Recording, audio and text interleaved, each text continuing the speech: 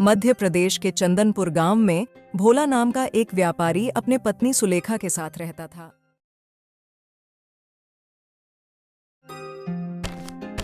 भोला के पिता के पास उनका सबसे भरोसेमंद साथी एक गधा था, जिस पर वो सामान लादकर बाजार में बेचते थे। पिताजी के गुजर जाने के बाद भोला ने भी अपने पिता का व्यापार संभाल लिया। वह रोज अपने गधे पर गेहूं, चावल और अन्य सामान लादकर बाजार जाता और बेचकर वापस आता था। अरे सुलेखा, मैं बाजार जा रहा हूँ, मुझे आने में देर होगी, तुम खाना खाकर सो जाना। ठीक है जी, लेकिन थोड़ा जल्दी आइएगा, वरना मेरी चिंता बढ़ जाती है। चल बे गधे, आज जरा तेज चलना, सुना नहीं जल्दी घर आना है। जी हुजूर, मैंने कब देरी की है जो आज करेंगे। फिर भोला और उसका गधा बाजार की ओर चल दिए। भोला का गधा पूरे बाजार की गधों में सबसे ज्यादा सामान उठाने के लिए मशहूर था। बाजार पहुंचने पर भोला का दोस्त घनश्याम उसे देखता है। अरे भोला, क्या बात है, तुम्हारा गधा तो पूरे बाजार भर में सबसे ज्यादा बोरी उठाता है। एक काम करो, ये गधा तुम मुझसे बेच दो। अरे नहीं घनश्याम, ये गधा मेरे पिताजी की आखिरी निशानी है, इसे मैं किसी भी कीमत पर नहीं बेच सकता। लेकिन घनश्याम, तुम्हारा गधा तो कद काठी में मेरे गधे से भी बड़ा दिखता है, फिर ये काम क्यों नहीं करता। अरे भोला, कद काठी में बड़ा होने से कुछ नहीं होता। दिखने में तो मजबूत है, पर ये बहुत आलसी और कामचोर है। दिन भर खाता है और काम के नाम पर ढेला भी नहीं हिलाता। क्यों बे गधा, क्या ये सच कह रहा है? तू आलसी है? देखो, काम से भागने वाला कोई भी गधा नहीं चलेगा। थोड़ी देर बाद भोला और घनश्याम घर लौटने लगे। जब वे घर पहुंचे तो सुलेखा घर के दरवाजे पर इंतजार कर रही थी। अरे सुलेखा, ये क्या, तुम अभी तक यहीं बैठी हो, सोई नहीं? कैसे सो जाती, आपकी फिक्र हो रही थी, आपने इतना देर जो कर दिया। फिर भोला सुलेखा को घनश्याम के बारे में बताता है। सुलेखा, ये मेरा दोस्त घनश्याम है, पास के ही गांव से आता है और मेरे साथ बाजार में व्यापारी का काम करता है। भाभी जी, आप अभी तक भोला के इंतजार में बैठी हुई हैं और एक मेरी पत्नी है, वो अब तक सोते हुए सपने भी देख रही होगी। मेरी बीवी तो एकदम बेफिक्र रहती है। अरे उसकी अकल भैंस चढ़ में गई है क्या? अरे भाभी जी, वो भी एकदम आलसी है, बिल्कुल मेरे गधे जैसा। दोनों में कुछ विशेष फर्क नहीं है। अच्छा भोला, अब मैं चलता हूँ। थोड़ी देर बातचीत के बाद घनश्याम अपने गधे को लेकर घर लौट जाता है। अगली सुबह वह फिर से अपने गधे पर बोरियां लादने लगता है। बाप रे, ये बोरियां तो पहाड़ जितनी भारी है, मेरी तो कमर ही टूट गई। बचाओ, अरे कोई मुझे इस जल्लाद से बचाओ। अबे चुप, तेरा यही रोज का नाटक है। खाना तो दबाकर खाता है, उस वक्त सब ठीक होता है, और काम करते वक्त तेरी हड्डियां टूटने लगती है। तभी भोला अपने गधे के साथ वहां से गुजरता है। अरे कोई इस जल्लाद से मेरी रक्षा करो। घनश्याम, लगता है आज तेरा गधा बीमार है, चल अपनी बोरियां मेरे गधे पर रख दे, आज इसे आराम करने दे।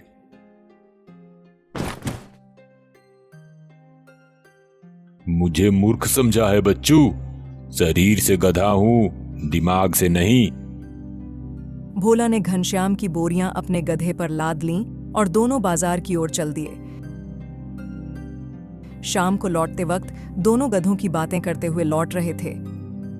तू नहीं जानता भोला, मेरा गधा बीमार उमार कुछ नहीं है, इसका रोज का यही नाटक है। वह बहुत ही आलसी है, इसी वजह से हमें सामान सस्ते दामों पर नजदीक के बाजारों में ही बेचना पड़ता है। ओहो, तो ऐसी बात है, फिर देखो कल इस कामचोर गधे को हम कैसे सबक सिखाते हैं। फिर दोनों अपने अपने घर जाते हैं। अगले दिन घनश्याम ने फिर से अपने गधे पर बोरियां लादनी शुरू की और गधा फिर से चिल्लाने लगा, अरे मर गया रे, कोई बचाओ मुझे, मेरी हड्डियां टूट गई। तभी भोला फिर वहां से गुजर रहा होता है और वह हंसते हुए कहता है, अरे रहने दे घनश्याम, आज भी इसे बाजार नहीं ले जाएंगे। इसे आज भी यहीं आराम करने दे और इसकी पीठ पर लदी बोरियों को भी नहीं उतारना। आज इसे ऐसे ही छोड़ दे। सुन रहा है ना, आज तुझे इन्हीं बोरियों के साथ आराम मिलेगा। अरे नहीं नहीं, ऐसा मत करो, मैं मर जाऊंगा। अब से जैसा कहोगे मैं वैसा ही करूंगा। आज तो तुझे आराम ही करना होगा। घनश्याम ने भोला की बात मानी और गधे को बोरियों समेत वहीं खड़ा छोड़ दिया। गधे ने थोड़ी देर इधर उधर देखा, लेकिन जब किसी ने बोरियां हटाने की कोशिश नहीं की तो उसे समझ में आ गया कि अब कोई उसकी मदद नहीं करेगा। धीरे धीरे वह बोरियों को लेकर चलने लगा।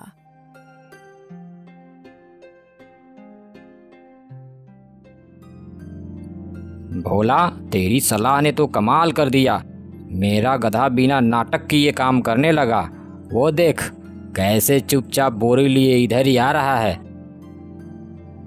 देखा, कभी कभी आलसियों को झूठी सहानुभूति नहीं बल्कि सख्त सबक चाहिए। अब से यह रोज की तरह नाटक नहीं करेगा।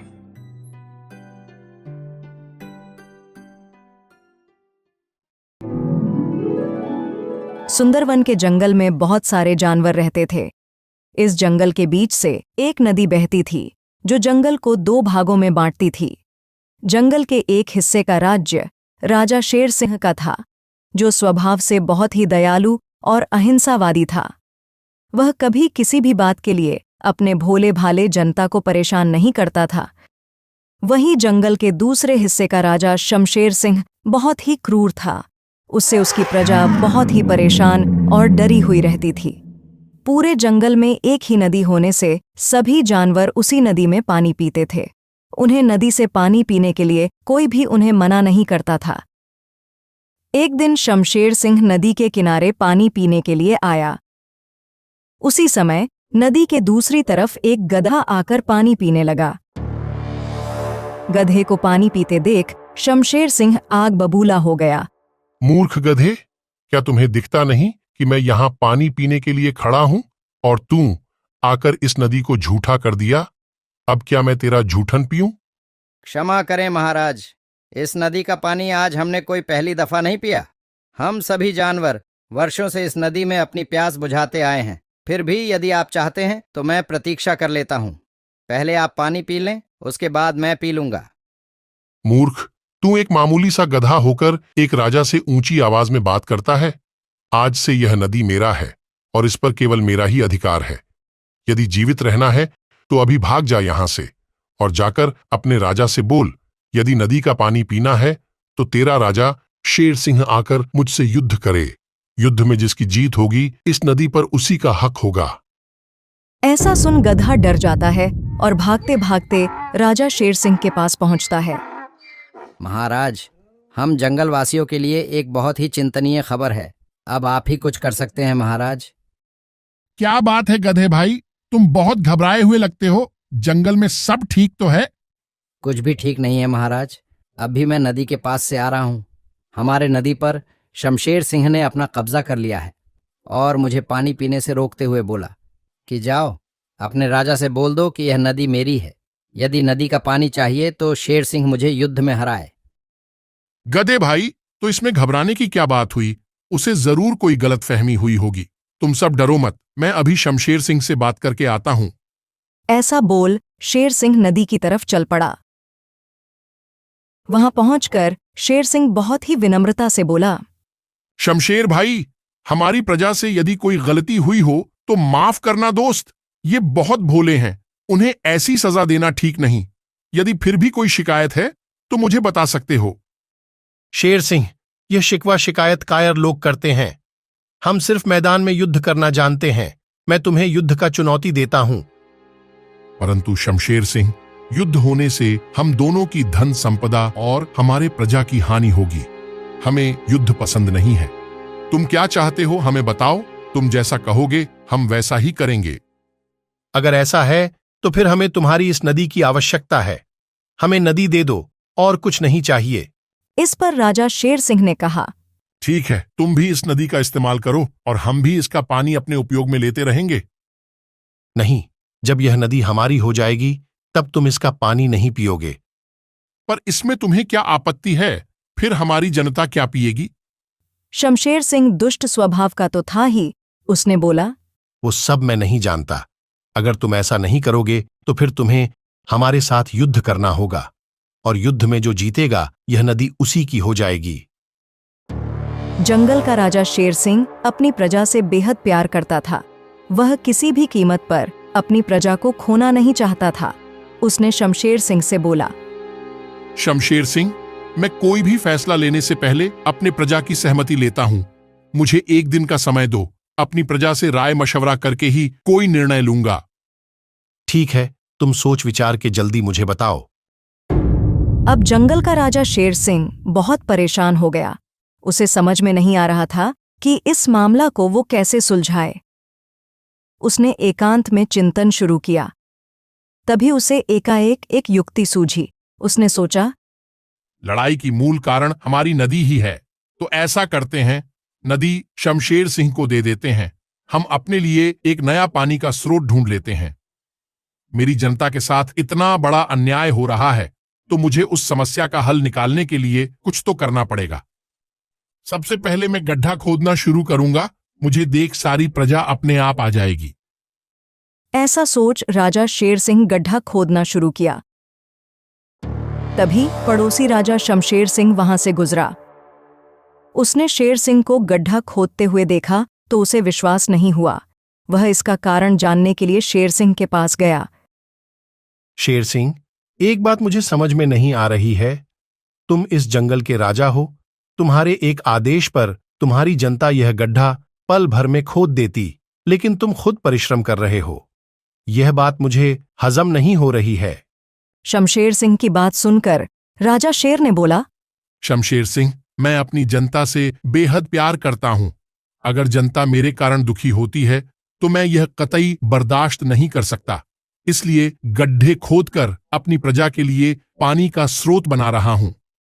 राजा शेर के मुख से इतनी महान बातें सुनकर पड़ोसी राजा शमशेर सिंह बहुत लज्जित महसूस करने लगा। वह बोला, शेर सिंह, तुम बहुत महान हो जो अपनी प्रजा के दुख के लिए खुद को भी मिटा सकते हो। युद्ध भी इसीलिए नहीं होने दिया ताकि बेकसूर जनता ना मारी जाए। और मैं इतना खुदगर्ज हूं कि पानी जैसे बुनियादी आवश्यकता को भी तुम्हारी प्रजा से छीन रहा हूं। इतना कहकर शमशेर सिंह राजा शेर सिंह के चरणों में गिर पड़ा। महाराज, हो सके तो मुझे माफ कर दीजिए। मुझे कोई हक नहीं है आपकी भोली भाली जनता के हिस्से का पानी छीनने का। आप महान हैं और आपकी इस सोच ने आज मेरी आंखें खोल दी हैं। आज से मैं कभी किसी के साथ लड़ाई नहीं करूंगा और अपनी प्रजा के साथ अच्छा व्यवहार करूंगा। शमशेर सिंह की पश्चाताप भरी बातें सुनकर शेर सिंह बहुत प्रसन्न हुआ और शमशेर सिंह को माफ करते हुए सभी जानवर हंसी खुशी रहने लगे।